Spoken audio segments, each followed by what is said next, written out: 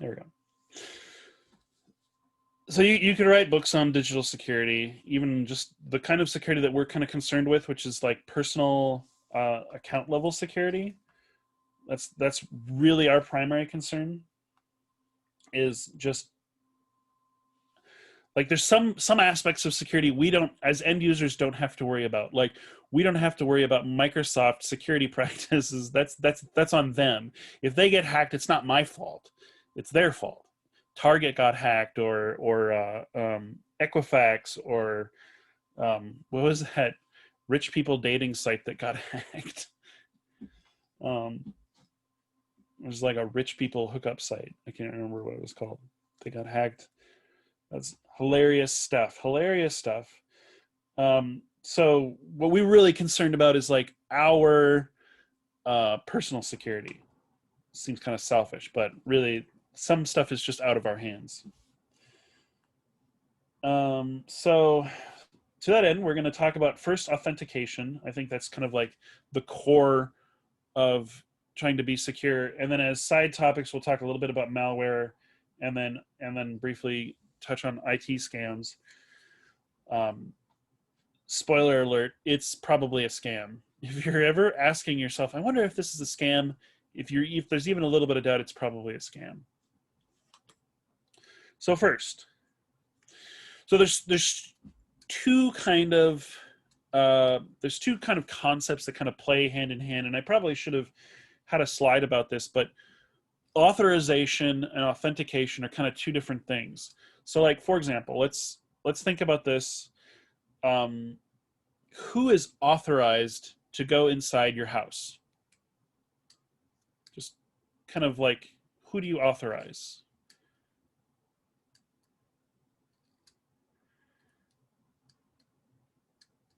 So obviously you, yourself, right?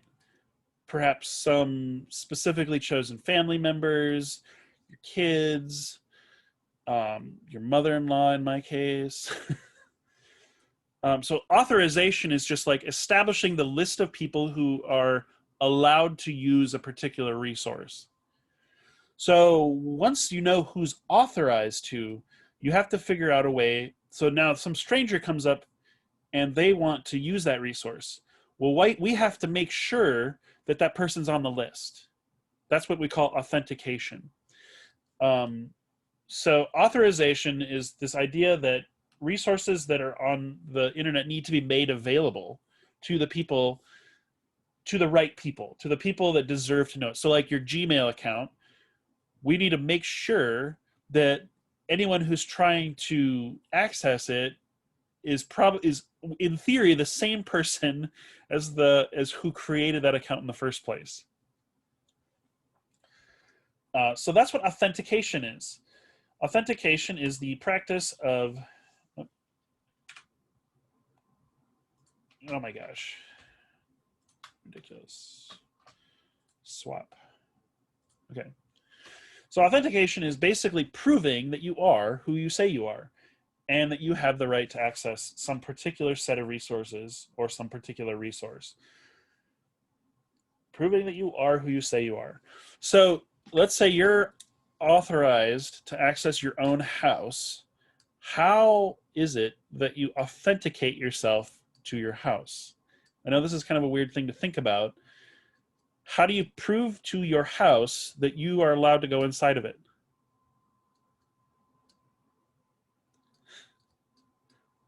This is a little piece of mental gymnastics in the morning. What do you think? Having a key? Yeah, exactly. You have a key.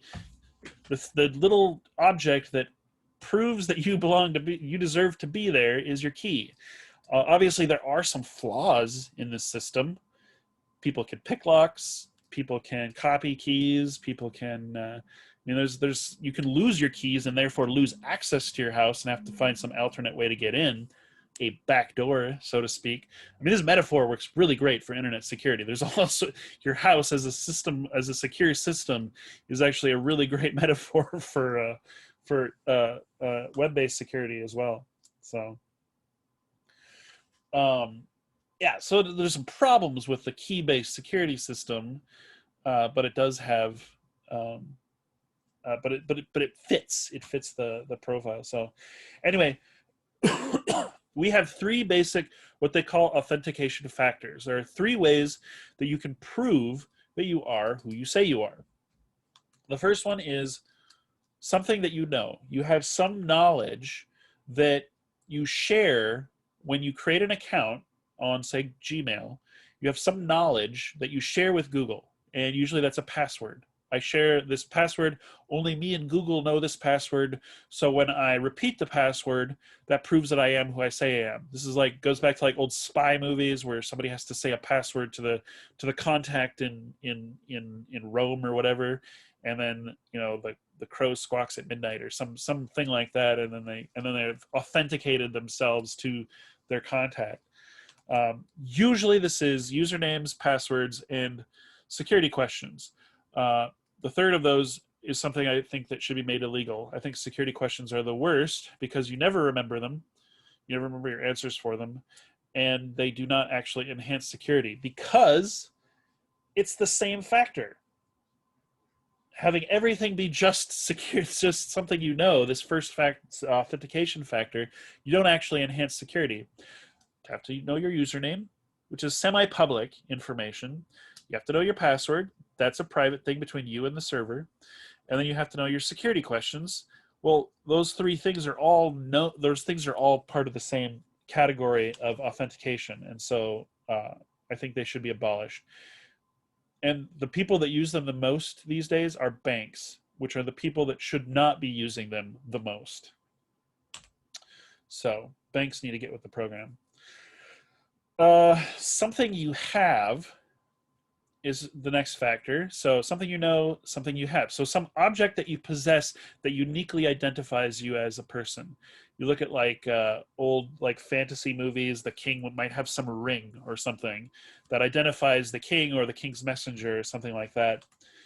Nowadays, a key, a fob, or some device, you can actually use your device as an authentication device for various accounts. We'll talk about multi-factor authentication here in a little bit. And then the third one is something that you are or something that you do, something that's intrinsic to you as a person, something that makes you, there is some speculation that all authentication is going to be somehow linked to this third factor eventually. Fingerprints, voice recognition, or more obscure patterns of behavior might be able to identify you. There's maybe, so basically they're saying that there are machine learning algorithms that can identify you based on like the way you type, things like that. There's these little quirks of your behavior that they could use to authenticate you and identify you as an individual, no matter what, you know. And so this is kind of what the speculation is that this is the direction that authentication will eventually go. But for now, the most common authentication factor is something you know, some shared secret, specifically passwords. This webcomic by Randall Munroe, it's called XKCD. If anybody's interested, it's a really fun, sciencey comic. XKCD.com. If anybody's interested in looking at it, this particular webcomic was the first thing that I read that was like, huh, I wonder if this is true. Because basically what the comic is saying is that the common wisdom for password security is that you take some word, you make a few substitutions, you add some crap on the end, and then that's a secure password. And you end up with, what is it, 1, 2, 3, 4, 5, 6, 7, 8, 9, 10 characters. And he is saying, he's making the claim that this generates 20, what is it? Am I pushing a button here? 28 bits of entropy. Entropy is a mathematical representation of how hard it is to guess your password. On the next slide, I'll show you kind of an example of how entropy is calculated. At 2 to the 28th power possible passwords, 2 to the 28th, 28 bits of entropy, so 2 to the 28th, would take about 3 days to hack if you're guessing at 1,000 guesses per second. And we can actually do much faster today. This comic is about 10 years old. So basically the conclusion is this 10 character password is very easy for computers to guess, but very hard, for you to remember. So the balance is always between usability and security, convenience and being safe. So he proposes this alternative. Take 4 common dictionary words that are randomly selected. You don't select them. You allow a computer or some other device to select them. I'll show you some ways that you can do this if you want a little later on in the slides. What time is it? Okay. I can't see my clock. Oh my gosh, mouse. There we go. Okay. Plenty of time. So he's suggesting that using these 4 random words, you end up with 44 bits of entropy. What is wrong with my clicker here? So the speculation is that this would 2 to the 44th power is 500. It would take 550 years at 1,000 guesses per second, which means that it's very hard for a computer to guess, but very easy to remember because you can create some sort of mnemonic device in your brain to remember it. So basically, without going too much into the math of it, what he's trying to argue is that what we think we know about passwords is wrong, and the most important consideration is to balance usability with security. So we want something that's really secure but also easy to use. And so his solution is this 4-word password option. And when he first released this comic, it was incredibly controversial in the cybersecurity community. Lots and lots of really fun debates to read back on Usenet boards that I've looked at, where people are like, no, he's absolutely right. The consensus now, 10 years on or so, is that he is right, but only insofar as the most important consideration when it comes to password security is how long it is. Password length is the most important consideration. We'll get to that in a second. I just want to give you a quick side note. This isn't going to be on the quiz or anything, but I do want to show you like how this is calculated, just because it's kind of interesting. Since entropy, this idea of entropy is kind of this mathematical representation of a password's difficulty, its complexity, and how hard it is to guess. This is usually how we calculate it. We take the log base 2 of the character set that you're using. So the most typical character set is about 94 characters. That's 26 lowercase letters, 26 uppercase letters, 10 digits, and a smattering of special characters, exclamation points, hash marks, @ symbols, things like that. Works out, it's like 94 characters. And so the log base 2 of 94 is about 6.5. So if you punch that into a calculator, that's what it comes out to. So you'd multiply that by the length of your password. So with a 10-character password, that's 65 bits of entropy. Randall did not use that formula when he calculated this, because this is also a 10-character password, but he's calculating it to only 28 bits of entropy. So I'm not entirely certain how he did his calculation. I'd be curious to know. And the claim there is that 65 is in fact, a 10-character password is in fact more secure than this, which I don't think is the case. So this is one of the common ways of doing it. So the actual definition of how you calculate entropy is certainly a a little bit squishy and hard to pin down. So it's an interesting concept, but it's more of a thought experiment than an actual hard, fast rule as to how it's calculated. The bottom line is, and the general consensus in the security community is that the length of a password is the most important thing. And this is doubly secure now since they've built special rigs. You can build a special rig with like a bunch of graphics cards. It takes 8 RTX 2080 Ti graphics cards running full tilt, can crack an 8-character password, hashed password in 2.5 hours. So the amount of time it takes to watch a movie. will crack a password that's 8 characters long. And somebody else did the math. They figured that you can also do this with a lot less expense by just putting a password cracker on Amazon Web Services and running it on their servers, and it would probably cost you about $25 worth of computing time to do the same task. So it's actually really and even less time. So 8-character passwords are right out, and maybe even 10-character passwords are right out. The general consensus is that 12 is the bare minimum that anybody should be using at this point in time. If you're using anything less than 12 characters, your password is probably really, really easy to crack, no matter how random the characters are. Of course, this exploit with this 2.5-hour crack does specifically refer to Microsoft's hashing algorithm, which has a vulnerability built into it. So it's not necessarily that they're guessing the password with brute force. It's that they're exploiting a vulnerability in Microsoft's hashing algorithm, which is neither here nor there, but it's not necessarily trying to guess the password directly. It's doing something else. So basically, the NIST is the governmental organization that kind of sets standards and things like that for this kind of thing.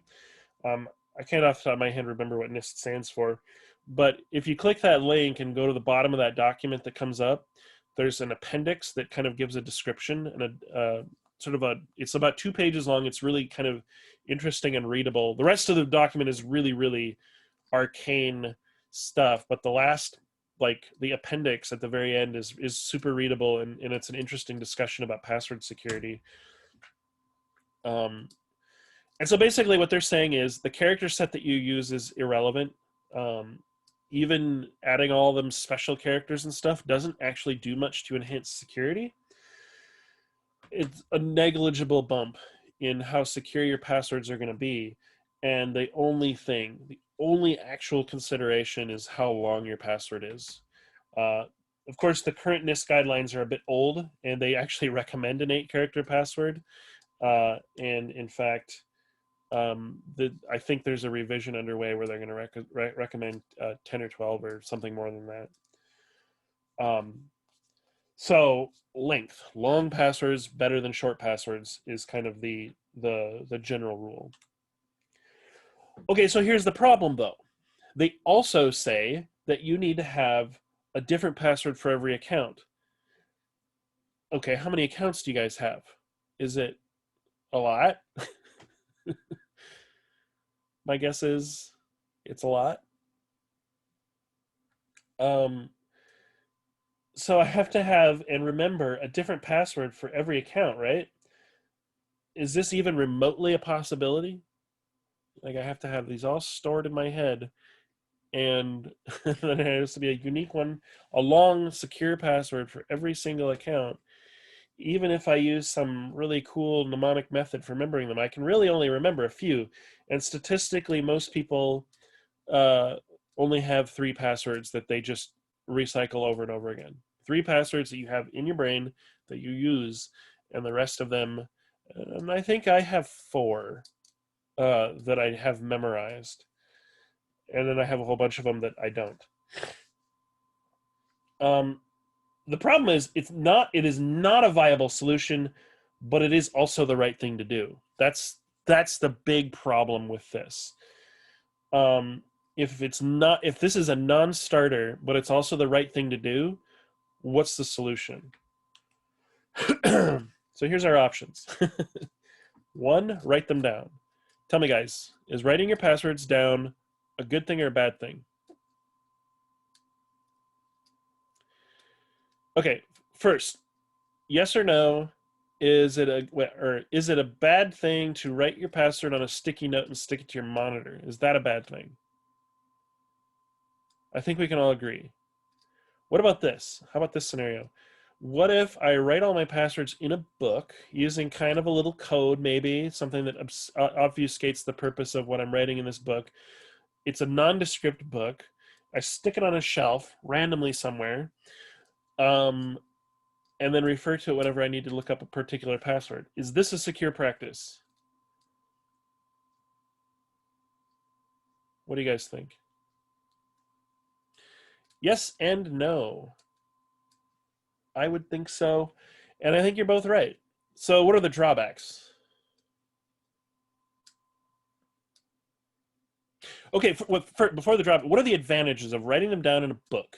So I have all my passwords. Let's assume they're all like really nice, long, secure passwords for the purposes of this conversation. What are the advantages of writing them in the book from a security standpoint? Not forgetting, but if you put it somewhere randomly, could lose it. Well, that's definitely a problem. Yeah, Raina says not online. That is huge. And I'll get back to that, Teddy, because you're onto something there. But first, this idea that you can't hack a book. Nobody can hack it. It's like it's totally secure in the digital sense. But yeah, Teddy, you said, what if you lose it? If you lose it, you're so screwed. Which means you always want to have something memorized. You need to have like your main email address memorized for perhaps. You also want to know that you trust the people around you, the people that live in your house. They have to be trustworthy, which is not always the case. If you're like in college, you have roommates, you don't necessarily want to trust them, even if they're your best friends. So there's definitely distinct advantages and disadvantages. Also, it's really inconvenient. Every time I want to log into something, I have to go find my book, flip to the right page, find the password, then type it in by hand. And if you're using really good, secure, random character passwords, it's a huge pain in the butt. So it has some distinct advantages and it has some distinct disadvantages. So writing them down is a possible solution. We'll put it down as a maybe.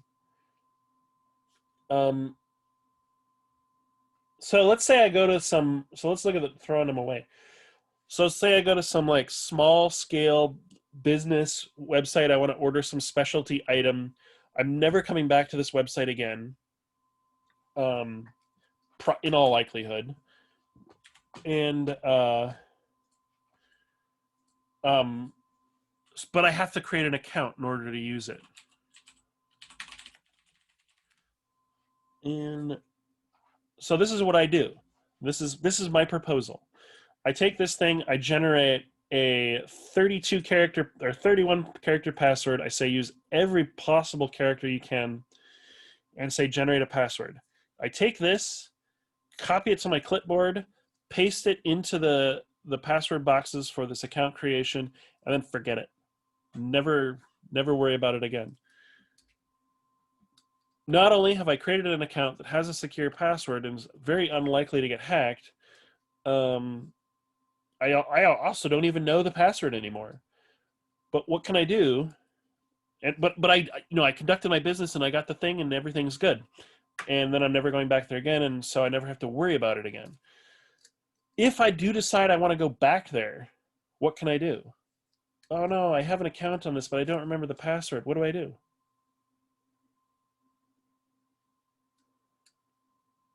You guys have got to have done this before. Request a new one. You click that little button that says I forgot my password, and it sends you an email and you get back in. It's really, this is like, I think this is actually a really good practice for rarely used services that you're just not going to use very often. I think this is a very viable solution to this problem. Another one is social authentication. This is kind of, so if you have a Google, Facebook, Twitter, GitHub, whatever, there's a number of different websites that have social authentication enabled. What it allows you to do is, so I go onto some website and it says, okay, I can log in with a username and password, or I can log in with Google.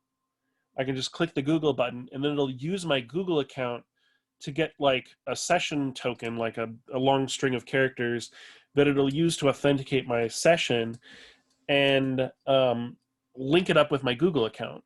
So there, I'm getting the advantage of the security of Google or Facebook's systems, which we assume are pretty secure. I don't know that Google's ever been hacked in any really legitimate way.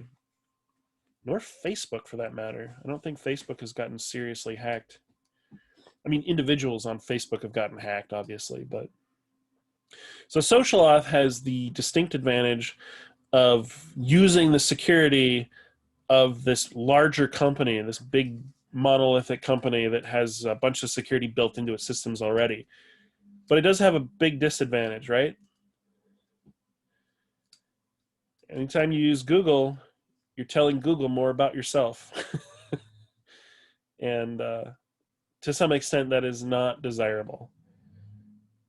Or maybe it is, you know, because really they just use it to target you with advertising. So maybe it's not the most horrible thing in the world, but to some people it is. And that's something that you have to make. That's a decision you have to make for yourself.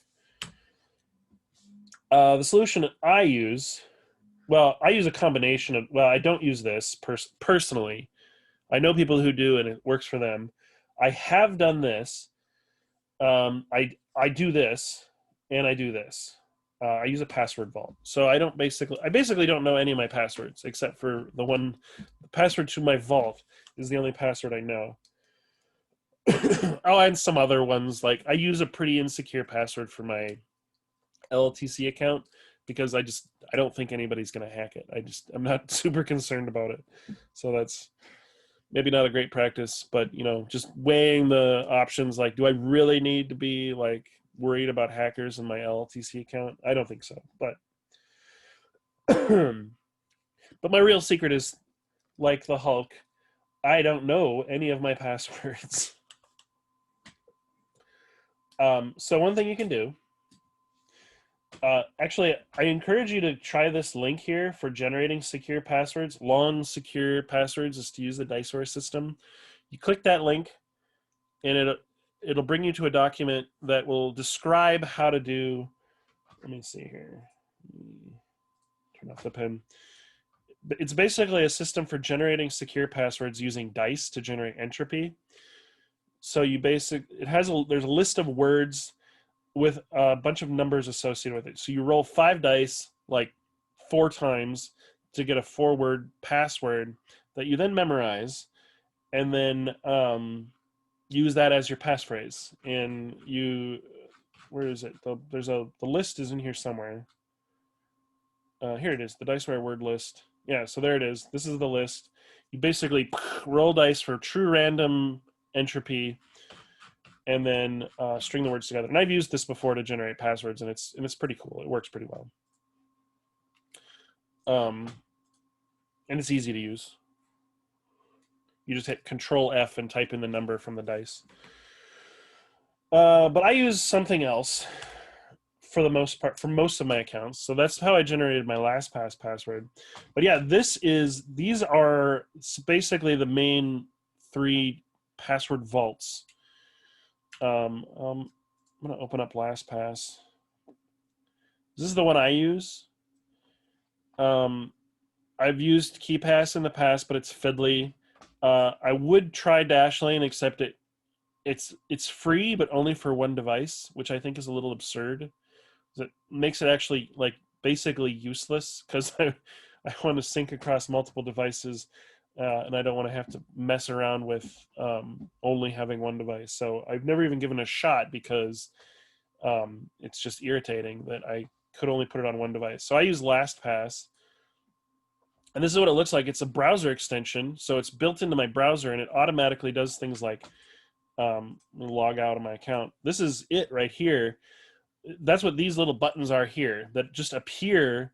This is the LastPass logo. It just appears in any password box and then automatically fills it with my username and password. So I don't have to type anything. I can just hit log in and I'm there. If I go to Genzabar, I have to do a little bit more work. Gosh. my.ltc.edu. There it is. I actually have to click it for some reason. It won't automatically fill it, but it's 2 clicks to get logged in. Well, 3 clicks. Click, click, click, and then I'm logged in. So it's pretty slick. This is what the actual LastPass interface looks like. So it's just got a list of all of your accounts that have passwords associated with them, sometimes with little pictures and stuff. So you can go into these and edit them. I can create a new one. Create a new password. We'll call it test.com. Go away. And then you can create a password. So I click, how do I make it generate one? I think I go in here to do this. So I go up here and I say generate a secure password. I tell it what my parameters are. So I want a really long password. I copy that to my clipboard and paste it in here. And there it is. A long, secure password that ain't nobody gonna guess in a million years. And you can have your username in here too. So it'll and it'll just autofill. So I can say auto login, or, you know, you can have it require the master password if you want it to be your bank account or something you want really secure, things like that. But yeah, I mean, it's like this really, really convenient tool that's totally free. I mean, I don't even have mine is not, I'm on the free plan and I have not had any inconvenience whatsoever with it. So I encourage you to give that a shot, because password vaults are the ultimate in security. The only real the drawback is you're putting a heck of a lot of trust in this third-party corporation, this corporation that you don't really know that much about. I do know that LastPass has been third-party vetted. That is, they brought in outside consultants and said, attack our systems and try to get into them. And they passed those inspections, which is promising. KeyPass, this other one right here, has the advantage of being open source, which is nice, but it's really, really fiddly to use. It's gotten a little better over the years, and the Android app for KeyPass is actually really nice. It's pretty slick, in fact. It's in some ways maybe even a little slicker than the LastPass Android app, but they both work okay. And again, I can't speak to Dashlane. I do know that it's popular, though, and people use it. Oh, yes. Multi-factor authentication. Then we're going to be almost done at time here. This is what everybody should be doing. For as many accounts as you possibly can. And a number of companies do this already. But this is the idea that, like, you type in your username and password into Google, and then your phone dings, bring, and you look at it, and there's an alert that says, hey, someone's trying to log into your Google account. Was that you? And you hit yes or no. That's multi-factor authentication. Because not only do I need your username and password, something you know, that's one factor. I also need your phone. So I'm using something you know, a password, plus some device, something you have, equals security. So I'm using two factors, something I know and something I have. And in fact, on mine, it's actually three. It's all three, because you need to know my username and password. You need my pointer finger to hit the fingerprint reader, and you need the device itself for the third factor. So I actually use all three to log into my Google account.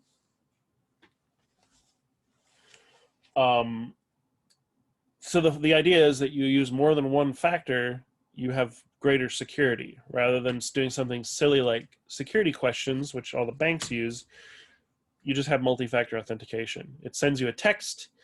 It sends you some alert on some particular authentication app. So I use Google Authenticator. It looks like this. It has little 6-digit codes for accounts. And so I'll have to type in my username and password. And then every 30 seconds, there's a new 6-digit code that pops up. And I'll need that as well when I log in. It'll ask me for it. So more and more services are relying on this process of multi-factor authentication. I will say that text messages are, when you use text messages, SMS for your multi-factor authentication, it's a little less secure because SMS texts are not encrypted when they're sent. So if somebody's listening to the cell waves and listening for those 6-digit codes, and they're specifically targeting you, there's a certain loss of security. Now, isn't necessarily a huge loss in security, but it is a loss in security. So there's something to be said about that. Okay, I'm gonna leave it right here for today, and we'll come back and finish this up on Thursday.